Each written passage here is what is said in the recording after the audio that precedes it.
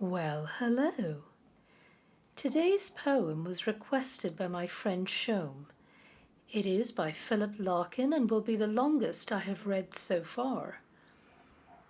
At first glance, it seems to be about a man stopping at an old church while out cycling. But, like many of Larkin's poems, it turns into something much larger, a meditation on belief, memory, tradition, and why certain places continue to matter even to those who aren't quite sure what they believe. This is church going. Once I am sure there's nothing going on, I step inside, letting the door thud shut. Another church, matting, seats and stone and little books, sprawlings of flowers cut for Sunday, brownish now. Some brass and stuff up at the holy end, the small neat organ, and a tense, musty, unignorable silence brewed God knows how long. Hatless, I take off my cycle clips in awkward reverence. Move forward, run my hand around the font. From where I stand, the roof looks almost new. Cleaned or restored? Someone would know. I don't. Mounting the lectern, I peruse a few hectoring large-scale verses and pronounce "Here endeth," much more loudly than I'd meant. The echoes snigger back briefly.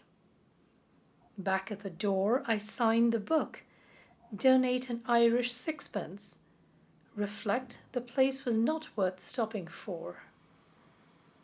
Yet stop I did. In fact, I often do, and always end much at a loss like this, wondering what to look for, wondering too, when churches fall completely out of use, what shall we turn them into if we shall keep a few cathedrals chronically on show, their parchment, plate and pyx in locked cases, and let the rest rent-free to rain and sheep? Shall we avoid them as unlucky places? Or after dark will dubious women come to make their children touch a particular stone, pick simples for a cancer, or on some advised night see walking a dead one?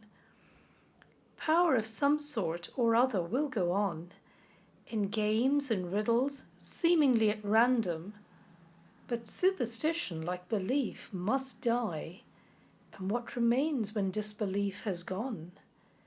Grass, weedy pavement, brambles, buttress, sky. A shape less recognizable each week, a purpose more obscure. I wonder who will be the last, the very last, to seek this place for what it was. One of the crew that tap and jot and know what rude lofts were? Some ruin bibber, randy for antique, or Christmas addict, counting on a whiff of gown and bands and organ pipes and myrrh? Or will he be my representative?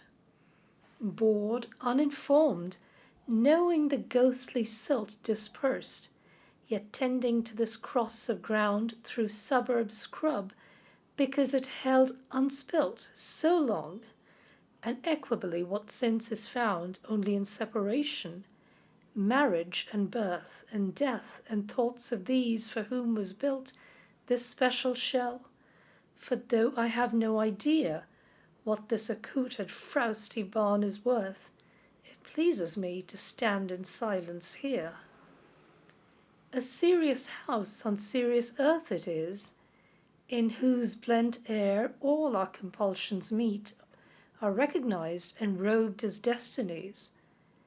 And that much never can be obsolete, since someone will forever be surprising a hunger in himself to be more serious, and gravitating with it to this ground which he once heard was proper to grow wise in.